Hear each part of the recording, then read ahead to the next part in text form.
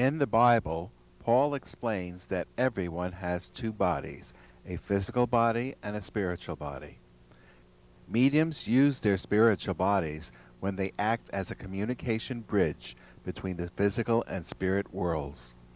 As a spirit speaks, mediums hear the information using the ears of their spiritual bodies, then repeat the information to other physical people. Mediumship is synonymous with the biblical term, gifts of the Spirit. The focus of our show, Making Known the Unknown, is to provide knowledge through the use of Reverend Hewitt's mediumship and Sidney Schwartz's research. The Bible contains the history of psychic events, along with man-made doctrines created by priests centuries ago.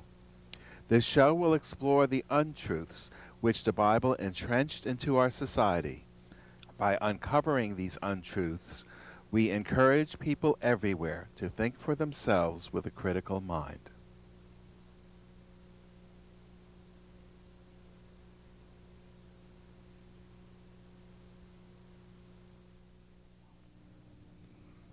Hello, and welcome to Making Known the Unknown. I'm your host, Tina Tarryk, and with me tonight are my guests, Sidney Schwartz, middle school teacher from Hackensack, New Jersey, and Bible researcher from some 25 plus years.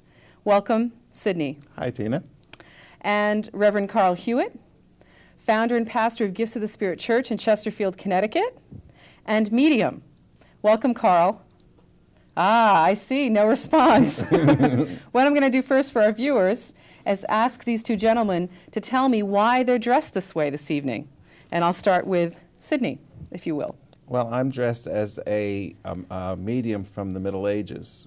They were known as wizards. Okay. And they had the gifts of the Spirit and performed many of the gifts of the Spirit. Okay. I didn't know that wizard meant medium.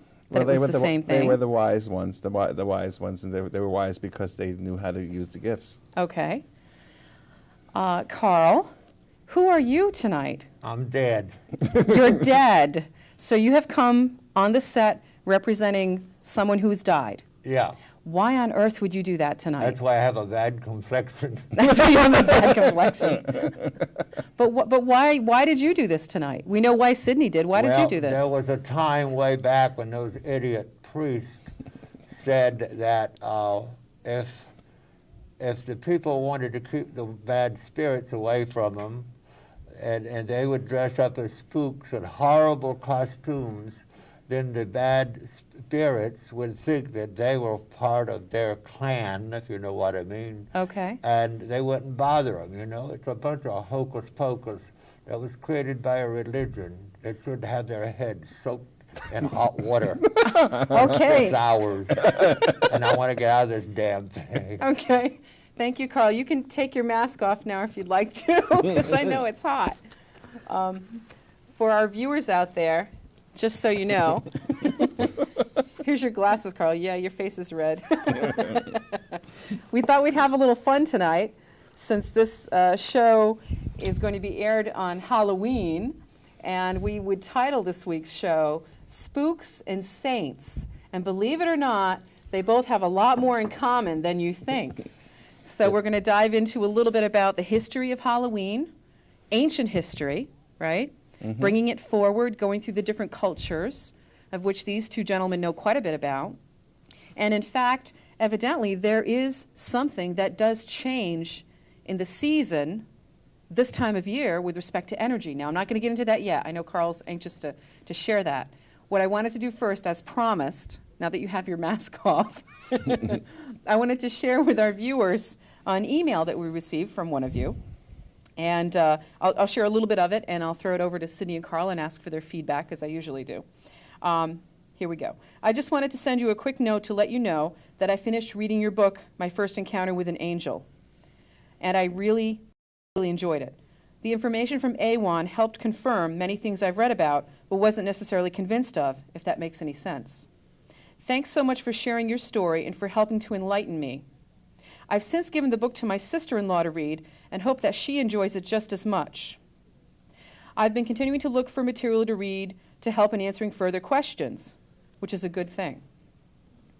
And she continues on, and she wants to say that I hope you and Carl, and I believe she's referring to Sidney, will continue to share your knowledge as I look forward to watching your program on Friday nights.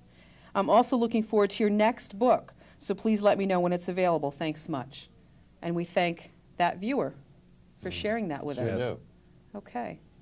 Anything you would like to offer about maybe her comment that says that it helped her confirm many things that she's wondered about but wasn't convinced of? When she sees this program that we're doing tonight aired next week, she probably will turn the set off forever. Oh, I don't know about that. And she referred to your second book coming out. Can you share a little bit about that? Yeah, we've been working on it for a long, long time. And there's some heavy stuff in it that we had to soften it up a little bit. Okay. He could get more data. He's the one that's been sitting behind the computer. What's the topic of the next book? Can you share that? The title's going to be Crossovers, the Origin of Homosexuality. Ooh. And it talks about how homosexuality was started in the Hittite kingdom, something we've discussed on the show here, and all the documentation that we found to prove that, along with other things that Awan was talking about. Okay. And just for our viewers who may be new to this program, what is AWAN? AWAN is an acronym for Angel Without a Name, and AWAN refused to be identified because he said that every time that there was someone from his dimension talked with someone in our dimension, a new religion was created, and he said there was over 12,000 religions, and we don't need any more. So he wouldn't give us his name. He said we just call him AWAN. And this is somebody who Reverend Hewitt is channeled a good word to use? Yes. Okay, while he was in a trance. I'd like to add to that because if in the Bible, if you read in the Bible, it says, and the Spirit of the Lord spoke to me or spoke to this person and said this, this, and this. Well, these people that spoke to those people in those days, they did identify themselves, but it was the writers in the beginning of religions, it was the writers that took their names out and they just put it in the voice of the Lord. Mm. And they made it seem like there was only one God. There was only one person over there by himself. Must be a hell of a lonesome place if I mean the way I look at it. If he's there, especially if Jesus and his mothers are married, just those two, they must be really lonely. But that's the image they try to create. So the nature of your first book is really kind of dispelling some of the myths about things that are in the Bible. And also to explain what psychic phenomena is and the gifts of the Spirit and how it works. Okay. Because if you read the Bible is a history book, as far as I'm concerned, and a dictionary of psychic phenomena. Remember, the word psychic means soul and mind. And there's so much of it in that book. I feel if you take everything out of the Bible dealing with psychic phenomena, it will not be any thicker than a Reader's Digest. And Lyman Beecher, who was Harriet Beecher Stowe's father, basically said if you took all the psychic phenomena out of the Bible, you'd have nothing left worthwhile but the lids or the covers. Very interesting. So, even 100 years ago, this was recognized. So this is not necessarily something new? No. Okay. It's just that you don't hear much about it very often. True. I have to ask you, this is jumping away from this topic a little bit. Both of you are wearing purple robes. Is there any significance to that color? Is there a reason why you have purple robes? Well, Jesus would wear dark brown or bluish. The blue came from blue indigo, which is a plant. And but in his day, it was more like what we call burlap today, but it was really rough wool. Okay. I don't know how he could stand that stuff on his body. But if you go back in those days, the biblical days, most of the Bible people, they wore robes like this, and the hood enables you to turn within yourself. Yeah, it's just like this. If Jesus talked about going into your own to the prayer. Right. Well, if you put your hood on, you're blocking out all the light, and you're totally in a cocoon now, so that you can do your meditations and go directly within and accomplish what you need to accomplish by directing your prayers inward, as opposed to sending them out to a god and a man in the sky someplace, or to a bunch of saints that are supposed to be floating around It somewhere. doesn't even exist. So you use these capes, or robes, I should say, to meditate with. Yeah, well, as Jesus said, go into your own closet of prayer. This is like going into our own closet of prayer, and pray without pray just knowing, not pray without ever ceasing. That was a stupid thing for them to change. Now, as I look at the two of you tonight, the first reaction, of course, when you take the mask off, when Sidney took off his hat, the both of you looked very much like clergy in their cloaks and robes. And it was, if somebody tuned in and they didn't know any better, they would have thought that you were maybe monks from a particular, what's the word I'm looking for? Monastery? From a monastery. Or yeah. order, yeah. Right. An order, right. Yeah, well, this type of garment was used very much in the Middle Ages. Not necessarily by religious people, but just everybody wore these capes because it was a way to keep warm. Okay. All right, so there's a practical side of that, too. Right. Not just by accident.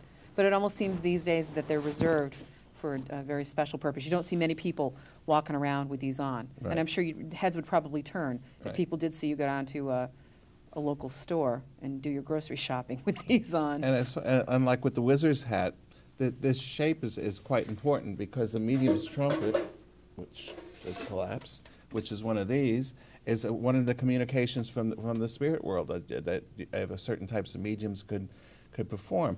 And obviously, if I needed a place to store it, I could do it here, and nobody would even know I was carrying it.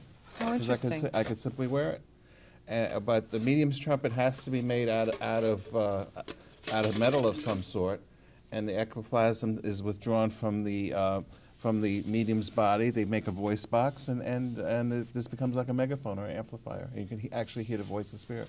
So if you think about it, there's no accident. The hat is shaped that way. No.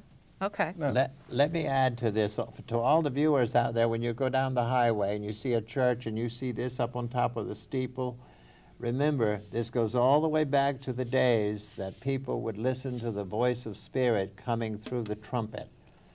The spirit people know how to do this. They take the ectoplasm from the medium and they make a voice box inside of this, and you hear the voice of the other entity, just as Sid heard his father speak through the trumpet for the first time in 1986, was it? Yes. Yep. This guy, I've never seen anyone turn so quickly. He turned and looked so angry after that as we left that seance room, and this was out in Indiana, and he was kicking the ground and everything else, and he started swearing like crazy, and I tried to cool him down, see what's wrong with him, and he finally said, those GD priests, those rabbis, they've hidden the truth from the world all these years, because you see, he went with me. I wanted him to go with me so that he would have an experience, really experience. And sure enough, his father came through. And he said there's nobody on the planet that could duplicate his father's voice. It was just like his father was right in the room with him, speaking through this. So that when you see this on top of this church, remember it goes back to the days that people knew how to communicate it with God, and they did it that way. And so the so-called Christians and the people that think that their religion is so much greater than ours, if you go back to the time it was spiritualism, because Jesus said that God is spirit, you will find the real true religion on this planet. That's all there is to it. Thank you. Going back to this hat one more time, as we said, the wizards were the wise ones, and they became associated with this type of hat. And yet, if you think about it, if you go back into the 1800s, if back in the old schoolhouses, when someone didn't know the answers and was the dunce, they put them in the corner and they put this type of hat on them to make them smarter, because this was the wise man's hat. Okay. So they would put the dunce hat on the dunce, which was this shape, in order to make them smarter. But they didn't realize, they did not Right, realize that just putting the hat on and wearing it was not going to do a bit of good. Right. You That's see? very interesting how all of those things tie together. Sure And does. as funny as it sounds, that really makes sense. Sure. It really does. And the wisdom that you can get through the trumpet. The Ten Commandments, if you read the Bible carefully, came through one of these. It says the voice of the trumpet grew louder and louder, and Moses spoke and God answered.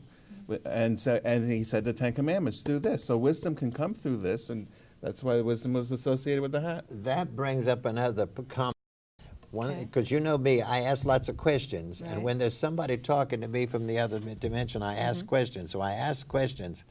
I want to know from somebody over there, did God really write the 10 Commandments? And if he did, he made a hell of a mistake. And they told me, no, he did not write the 10 Commandments. They were written by men. What was your mistake, is what they asked me. And I says, well, he certainly didn't tell us anything about the devil.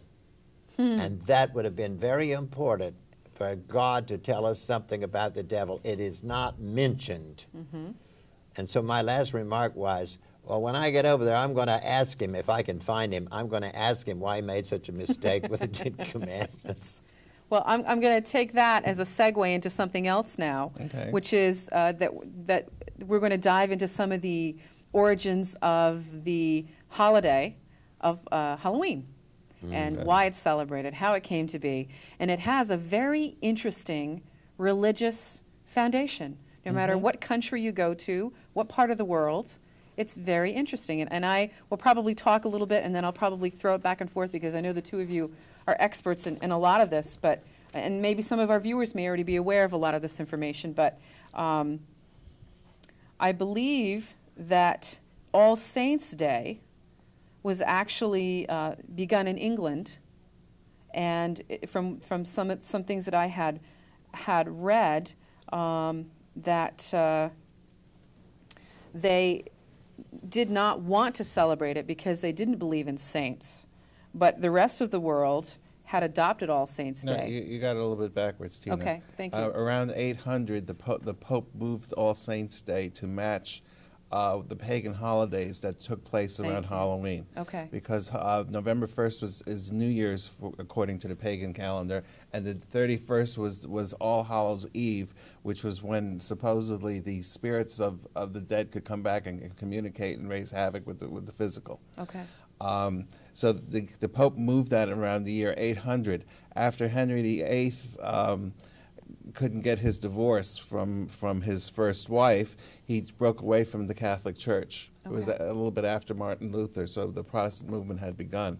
And he turned England into a Protestant country, and at that point, the Protestants didn't believe in saints, and therefore they didn't want All Saints' Day. Okay. And that's where you're getting that from. But So it began, but there actually was a Yeah. schism in it, and it Yes. broke off. Right. So you're talking Okay. about the late Okay. mid-1500s. Okay.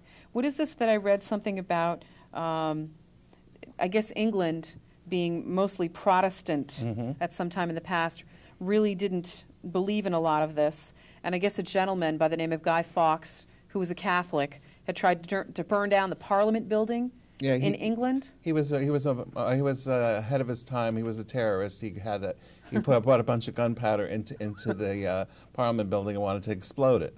But he was caught. That was his plot, and it was called the gunpowder plot.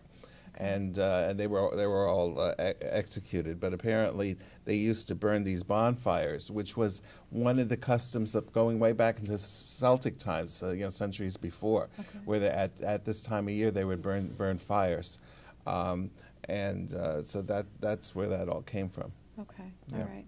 I had read somewhere that he was calling them bone fires, or they were because they were burning the Pope in effigy or something like that. Well, Does that if you sound- go back to a certain point, Yeah. any holy person that died, they would eventually, after a certain amount of time, they would dig up the bones, Yeah. and they would go through this ceremony of burning the bones.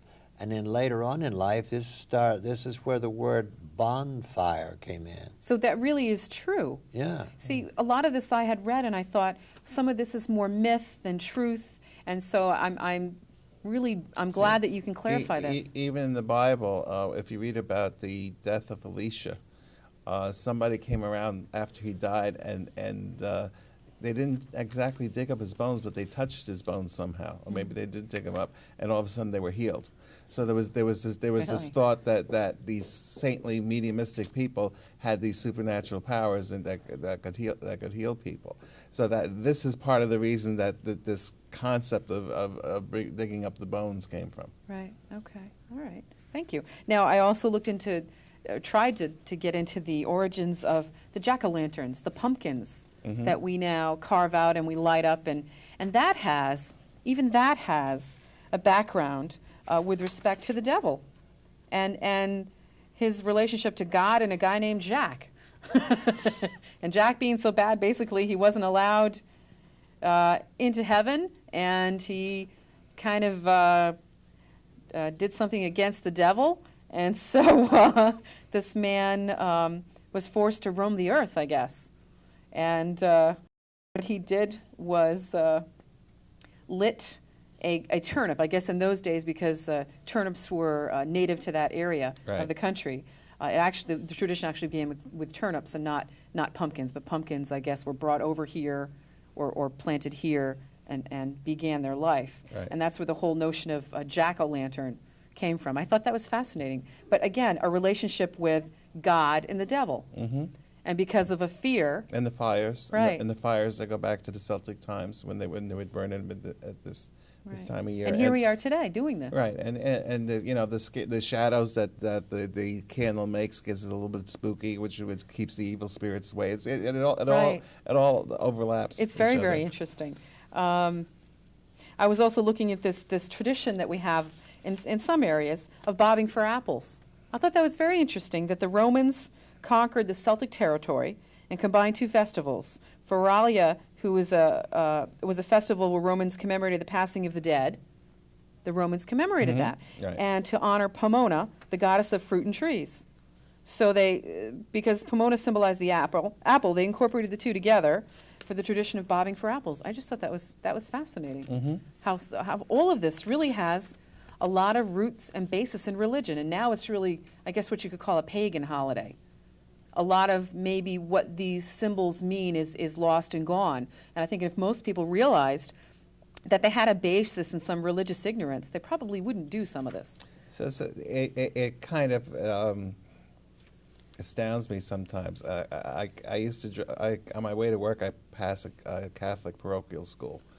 And one year they had all these, they put up these stakes and had all these like scarecrows and images and football things, but it was for Halloween, and it just struck me how ironic it was that here in the 400s the Catholics went around slaughtering every pagan they could find because they wouldn't convert to their religion, and here they are practicing these pagan customs. Right. It's very ironic. It's interesting. It's just it seems like it's gotten lost in the translation. Yes. And I thought it was important enough that we talk about this and bring out the truth, as we usually do in all of our shows.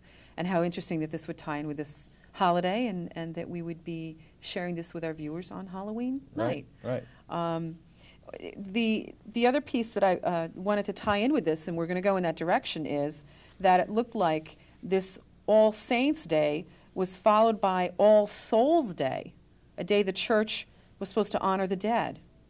And my only question is, going back and forth, is why would they want to have an All Saints Day and then honor people who were dead immediately after that? I don't because get that. it's because of Halloween. Halloween was a time where the pagans would communicate with the dead, and so the Catholic Church did everything they could to become a chameleon and to change what they wanted and make themselves as pagan as possible, and yet keep their God. To keep their God Jesus and their methods in order to attract the pagans to come. They wanted the pagans to come into their religion and to attend and to put their money in the basket. And yet, but they didn't want them to be alienated. So they constantly try to almost turn themselves inside out to attract the pagan religions. Yeah, it's kind of astounding when you think about it. Like people are very tied to their religion and their religious beliefs, and it was no different back then, because basically when Theodosius started his big reform in 391, his whole idea was to get rid of all the pagans. And you get into the 700s, 800s, even the 1100s, and Europe still wasn't totally rid of paganism.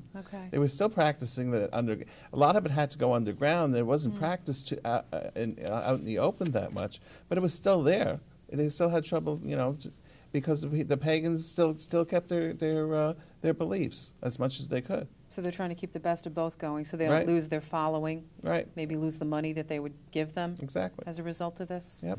They explained to me that paganism in those days was as close as could be to what we call spiritualism today, Really? Okay. communicating with the other world. Okay. But you got to remember, we have two bodies. We now, the three of us, are communicating with each other through the physical body.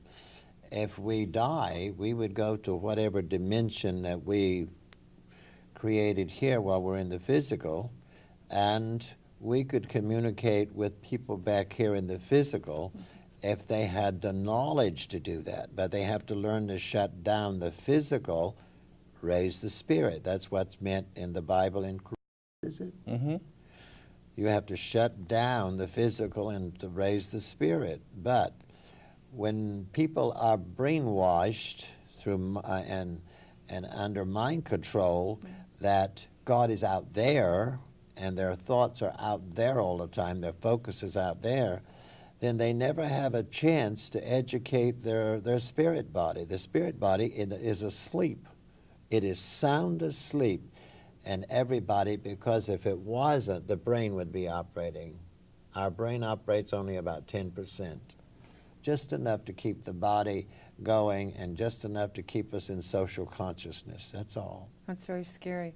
But I have heard science and the scientific community confirming that really only a small portion of the brain is used. If people would watch the programs on TV, you're going to be watching a lot of small children coming into the world that are brilliant beyond anything you can imagine. These are children that are being sent back here. That is, the souls are being sent back here to try to educate the people that's here. We're living in ignorance. This is why we got all these wars and everything going on. Just the other day, I was watching Oprah. Yeah. I normally don't. I normally am not home at that time. And she had on a whole slew of children who were unbelievably talented at a very young age. They're born with the gifts of the Spirit, and their brains are operating from 30 to 90%. Really? Yes. And when you saw this, there really wasn't any logical explanation. That's right. They hadn't had any formal training in any of the things that they were doing. And it really made you think. It really made you think. One of my students right now, they've just had a baby girl, and they're playing tapes in the room, and that baby's only 3 weeks old. They're playing tapes in the room all night long. I told them which tapes to play, and they're playing. And that child, as soon as it gets ready to talk, as soon as it starts talking, is going to show signs of being more brilliant than any other child that age. So it's really not an accident. It's happening all around us. No, it's not. They are coming back And to I'm teach. trying to get the people that crosses my path to start thinking for themselves, because they've allowed themselves to be under mind control. Now, let me ask you this with respect to Halloween. Is it true or is it a myth that communication with spirit, since we're talking about spirit, is easier or different, or there's something about this time of year that makes it better? Has nothing to do with me. I don't accept that. I'm sorry. I don't accept that. Is there anything to do with an energy shift or anything going on that would expect people to do it more this time of year? I think what they did is somehow or other they worked on this, planned on this to get people closer to Christmas. It meant something up closer to the death, to the birth of Jesus, you see. Okay. I think this is what they were working on. Okay. But no, I don't see a difference here. Okay. Well, we were talking about saints and how the church was trying to maintain the pagan part and the non-pagan part, or the religious part. And recently in the news, and since the two of you are dressed this way, and we were discussing garments and robes of different people, I thought we would talk about what does it mean to be a saint? What is the saint stuff all about? Saints and martyrs and confessors, or what do you want to call it? Well, as far as Catholic Church is concerned, they want the people to think that the saints, they can talk to the saints and the saints will do what they ask them to do. But in another way, as Spirit told me, that they want to put it out there as an image to keep the people going to that particular religion, staying with that religion, because maybe they could also become a saint in the future themselves. You understand? It's sort of giving them a promise of better things in the future. Go ahead, Sidney. There's some verses in the Bible that kind of relate to saints, or where they hook saints into. And if the control room can bring up the first graphic that we prepared. And this is in the first book of Corinthians, chapter 14, verse 16. And it says, "And I shall pray to the Father, and he shall give you another comforter, the Spirit of truth that will dwell with you into and without an end." And this was from the early Wycliffe Bible of 1384. If we could have the next one, we have a different translation of the same verse. "And I will pray the Father, and he shall give you another advocate to abide with you forever." The Greek word was parselete, and basically what this was a person who was supposed to argue for you. And this is where the word advocate, like lawyer, came from. And the next graphic, if we could have that, is another version, and it says, "And I will ask the Father, and he will give you another intercessor, which should remain with you forever." The intercessor would come in for you. He would be your advocate. He would be the person. It would be the Spirit that would go. You could pray to that person, and that person would go to Jesus, and then talk to him more directly, because supposedly he has a better connection to Jesus than you would, because he was a saint and you were a sinner, because you had to continually go into the confessional booth every week to get rid of your sins, because you continuously did them. So therefore, in order to get what you wanted, you go through the saints in order to get to God. Now, This is the whole idea of why they created these. the Pope just recently named who is a saint? Well, he's in the process of naming Mother Teresa, Mother Teresa. As a saint. Okay, all right. And which is kind of unusual, because she's only been dead for 6 years. Usually it takes like 100 years for them to go through this process. Joan of Arc, it took them over 400 years to make her a saint.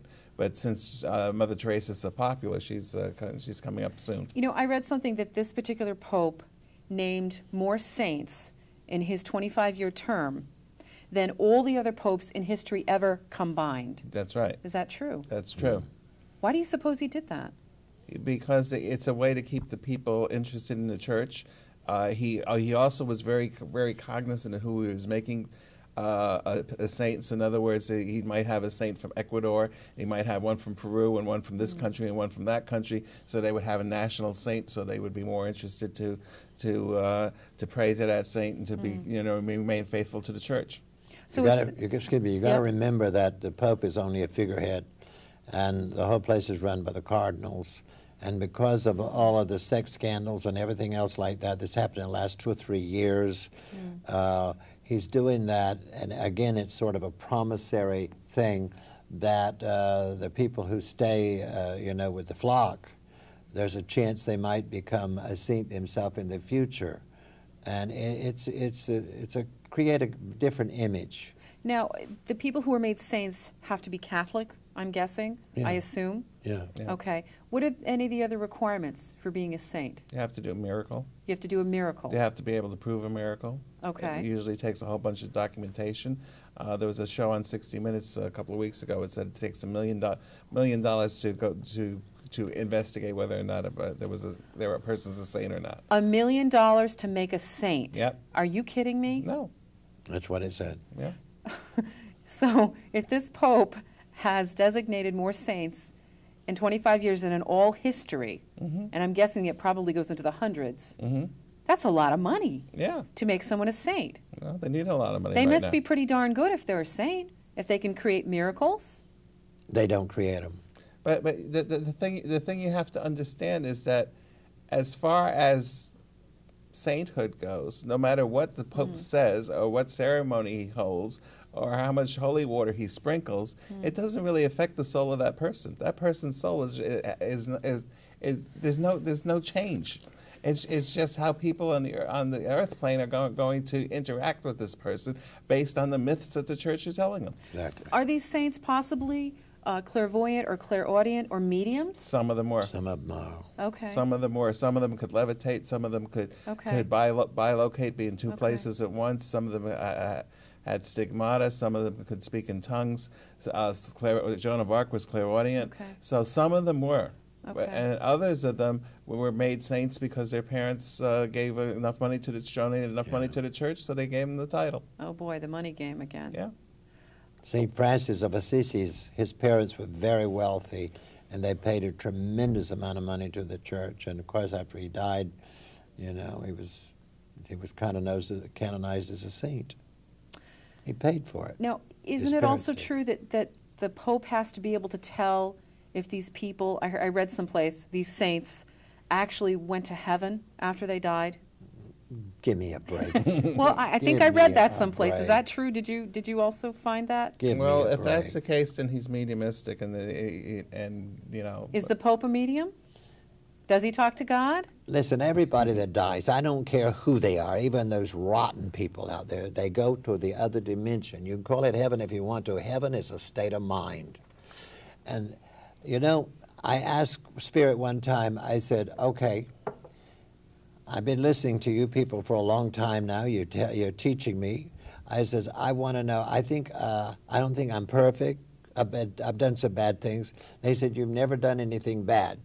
You only did it for the experience of it. Now you own it. That was my answer. And I thought of that for a long time. Long time. And that goes for all the viewers.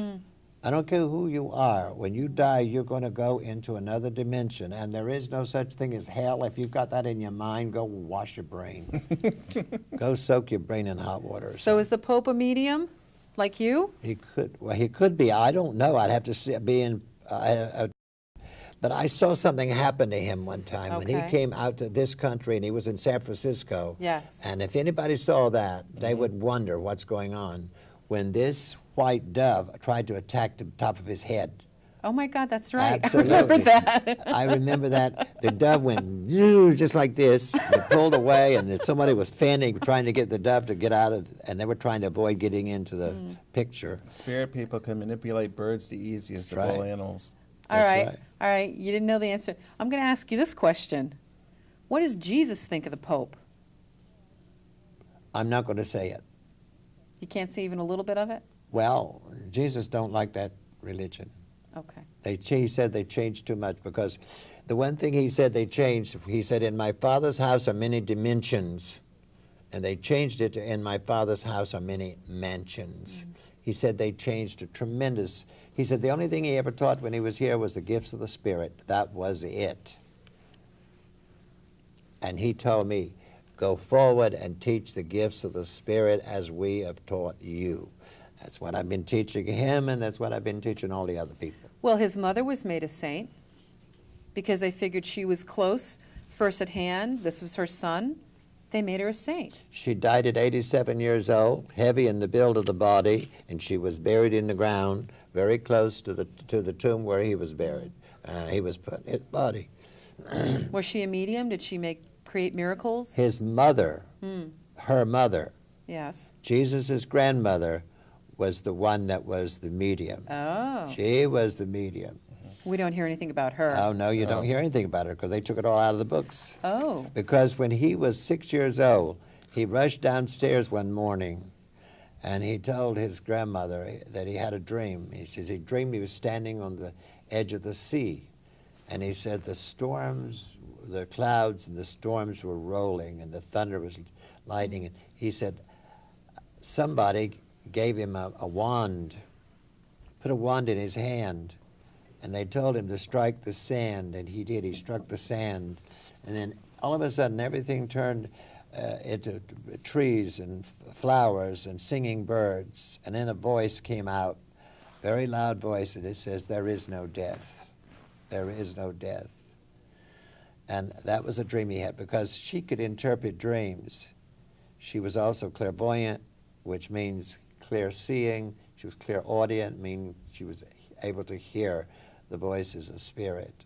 So this was Jesus' Mary's mother, Yes. Yes. right? Okay. That story that Reverend Hewitt just related is found in the Aquarian Gospel, which was a book written by, I forget the person's first name, his last name's Levy. Yeah. And he received it clairaudiently in the early wee hours of the morning over a long period of time. And that can be gotten in bookstores and things. I would Very like to interesting. share with you something I don't think I have before. Okay. I met Henry Belk Okay. stores all throughout the South. Right. Very, very wealthy man. And he went to check out this lady in Georgia, a black lady. She was the granddaughter of slaves. Never went to school a day in her life. And he checked her out, and it blew his mind. It blew his mind. And then he started going all over the world searching for more gifted people, and he heard about me in London. And he called me from his plane out over the ocean there. And he brought an awful lot of mediums. He paid for all of this, brought the mediums to the Miami Springs High School, rented the whole place. And I was there, and there was a minister there, a Baptist minister, and he got up there, and because they left the microphone open, anybody wanted to get up and talk in one of those auditoriums. He got up there, and he was saying this is the work of the devil and everything else. Well, I was sitting back there stewing, and as soon as he got off that stage, I went right down and cornered him and had a talk with him. And I said, look, you're a minister, you're an educated man. Why don't you go and investigate this yourself? Because you'll find out that Jesus was the greatest medium that has ever walked this earth. And about 3 years later, a book came out, and I got one through the mail from him.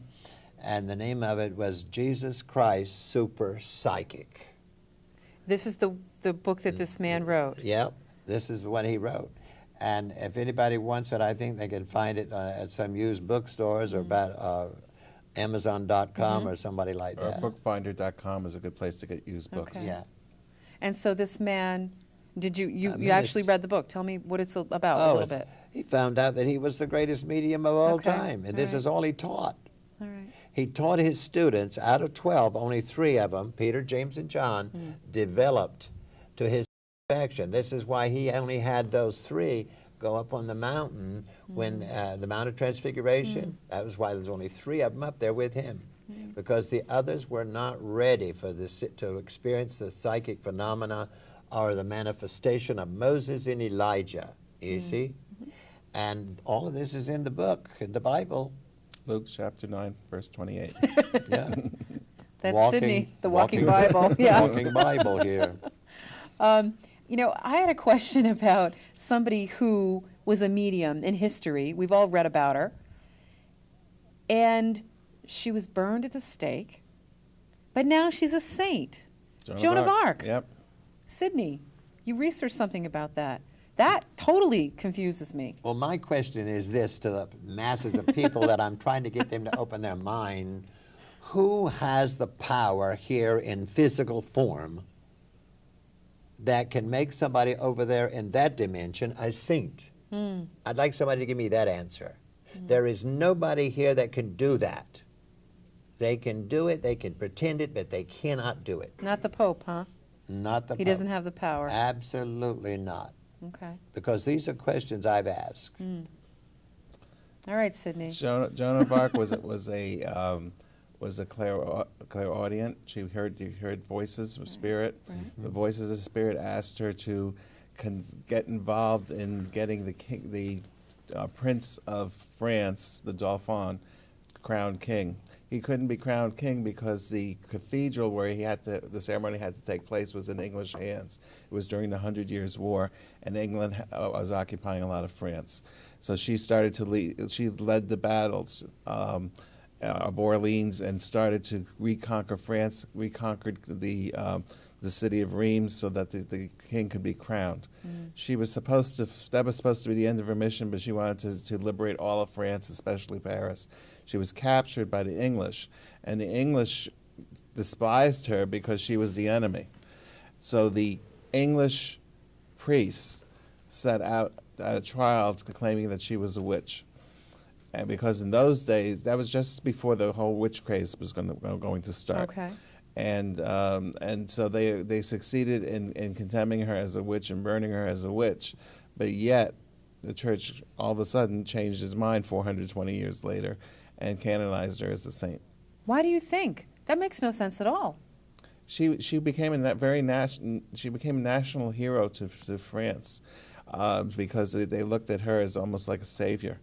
because she brought back the French culture back against the English and turned the tide. So eventually they were able to kick the English out totally and regain their country. Very interesting. And so she became like the patron saint of France, even though she wasn't a saint for hundreds of years. So Didn't you travel to her home? Didn't Yes, you I did. both go there? no, Carl wasn't France? there, but I was. You did, okay. Yeah, I went to where she was burned. burned. Yeah, we were. Really? Yeah, we were both in Rome My goodness. And I also went in the tower where she was locked up there. and raped. And I had a bad experience because Spirit took me back to the time that she was in there, Yeah. and she was raped. A gang of guys raped her Are you kidding me? in there. A gangbang, they Yeah. call it. That's horrible. Right. And at the same time, there was a wedding going on there on a horseback. Yes, Remember yes. that? There was a bride coming in, riding Dumbest a damn horse. thing I've ever seen in my life. The bride was on a horse, and the groom was on a horse, and the horses were dancing on the cobblestone. I was afraid they're going to fall and break their neck. And actually, the horse was prettier than the bride. Yeah, Okay, all never right. forget that. Thank you for sharing that. What was the name of that city? Rouen, R-O-U-E-N. Ruined. Isn't That it- was ruined, all right. Yeah. Isn't it true, Sidney, that you also had been looking into symbols for worship purposes of different saints? Well, in my travels in France, and because I knew Joan of Arc was a medium, I started collecting different items that I thought were kind of interesting, and I've kind of put a small clip together You did. of some of these Oh, items. good. So if the control room could run the first video clip, please. Thank you. Joan of Arc is an obvious example of a saint who was psychically gifted. On my trip to Do-Re-Mi, the birthplace of Joan of Arc, I began collecting Joan of Arc memorabilia. I also visited Reims, where Charles VII was crowned king, and Rouen, where Joan of Arc was burned at the stake. In 1920, Joan of Arc was canonized as a saint. Then the church produced many religious articles to help its members visualize the saint to which they prayed. Religious medals could be worn as protection from evil. Small statuettes and refrigerator magnets could be placed in one's home to ask the saint to intercede on one's behalf. Collectible figurines were often made of a saint, along with other art objects. While searching the internet, I also discovered that Joan of Arc dolls were also available. For that clip, Sidney. You're welcome. Very interesting. All the different things in the profit that comes from sainthood. That's right. And saints. They were more interested in the prophet like this as opposed to the prophet like him in dealing with all this. And all these items that they have is a lot of visual things in order to get the people to see the person that they're trying to get them to intercede for them. Right. In other words, to bring their focus outwards towards these images than to God, as opposed to turning it inward as we demonstrated before. It's like one more layer between themselves and what's really going on. That's why they have that poor man hanging on the cross. I would never have a cross in my house or church with him hanging on the cross. This is the way I like to see him. When he showed himself to me, he certainly didn't look like he was hanging on the cross. No, And he that's the doesn't. way I would want to picture him. Okay. Right. A poor man suffered enough without hanging on the cross. And it wasn't Jesus who said it, but it was someone of the ascended masters that told me that anyone that would have him still hanging on the cross in their house was just as guilty of shouting, "Crucify him," as the ones who did it. Oh, boy. Wow. And if that hits anybody between the eyes, let it be. I see a lot of people every day that wear crosses. Yeah, Yep. with him hanging on the cross. And with him on them. They got to have a cross. Don't have him on the cross. Right. Absolutely. And he said, I'm quite sure it was him that explained to me that he hasn't had a moment's peace, not one moment's peace since he died and since they made him God, because everybody, all the Christians, call out his name 24 hours a day, 7 days a week, never ceasing, never. We're going to talk about Mother Teresa next. Yes. Another person who is very close to being made a saint, I guess. Yes, she's on her way very, very quickly. Like I said, it took 400 years to get Joan of Arc to be I a saint, know. and this is happening in 6 years. And not only that, they have all the images ready for her to go. So Oh, my they goodness. have everything prepared. So if Catholic capitalism. yes, if we could have the next clip, please. Okay. Mother Teresa was recently beatified, which is her first step in becoming canonized as a saint. However, the Church is already producing religious objects with her image on it. On the internet, the Catholic Family Catalog has a statue of Mother Teresa. The Discount Family Store is selling a different Mother Teresa statue, along with several religious medals to be worn for protection. A special Mother Teresa Mass card with rosary beads can already be used to solicit Mother Teresa's spiritual help. Expensive figurines are also available, along with children's dolls. A friend who is a doll collector herself asked me if there was a Pope doll. A simple search on the internet found at least 3.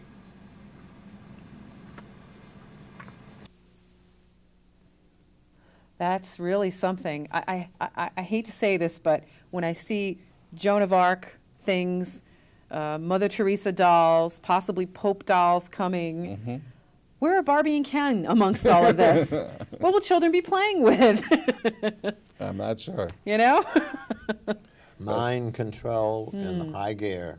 That's all there is to it. You said something under your breath while this video clip was running. Did you want to I share said, that? I'll tell you what I said. I said, this is disgusting as far as I'm concerned. It's a massive business. It's just marketing. That's all it is. It's marketing.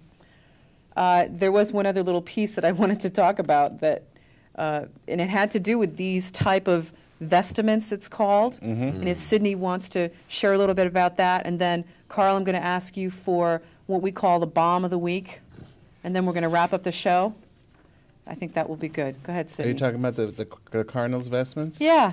Yeah, there was a newspaper article in the local New Jersey newspaper where I teach, and they were talking about there's going to be a whole new class of cardinals that are going to be installed in a few weeks, I guess, and that these 2 tailor shops in Rome are going full steam ahead because all these vestments have to be handmade, and each one costs $1,400, each of their outfits.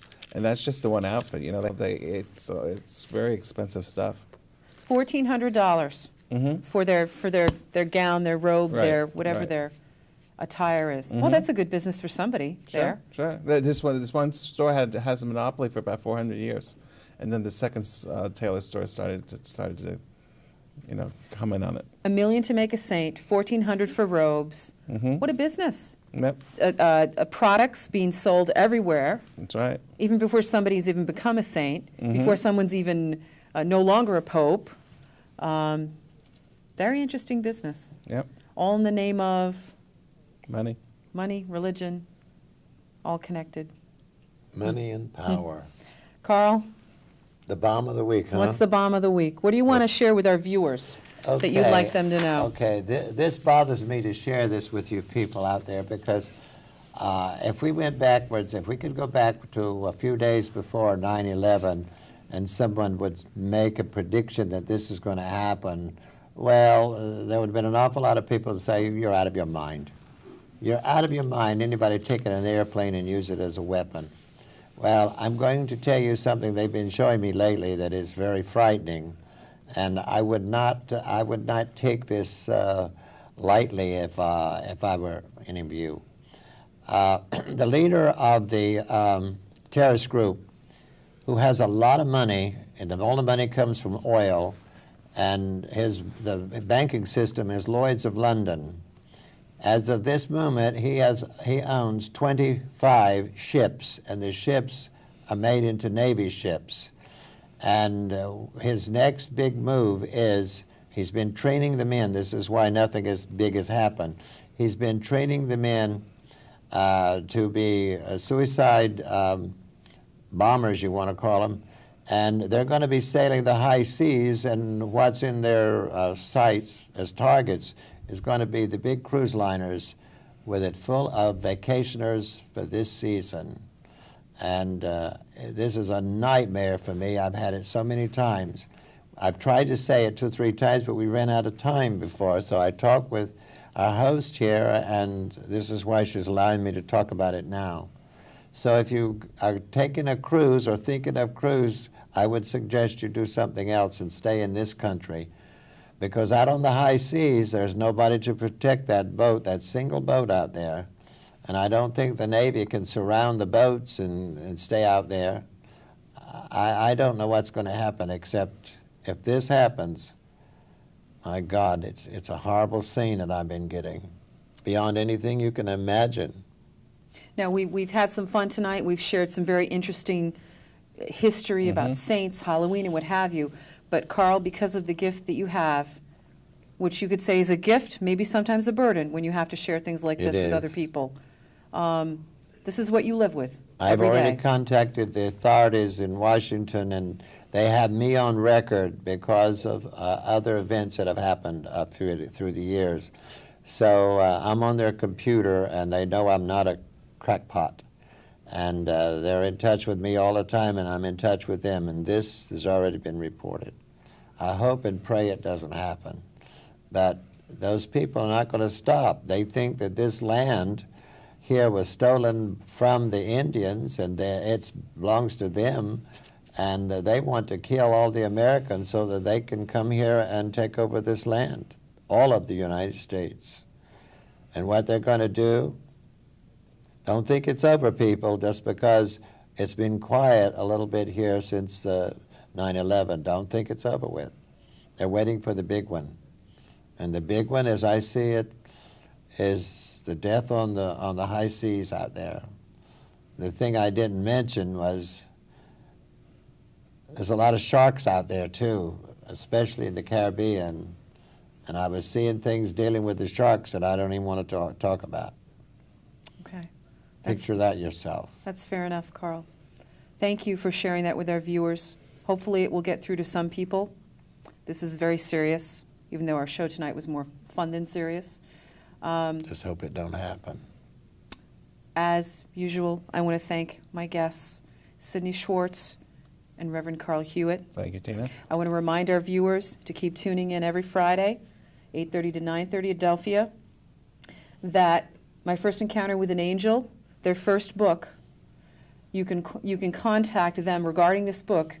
At the end of the show, there'll be a phone number and an address, and they go in the honor system. So you can ask for a book and order it and pay for it after you receive it. I think that's wonderful. The email address is making_known@yahoo.com. We like to hear from you.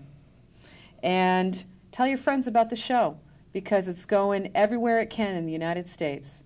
And I thank you. Until next time, be well.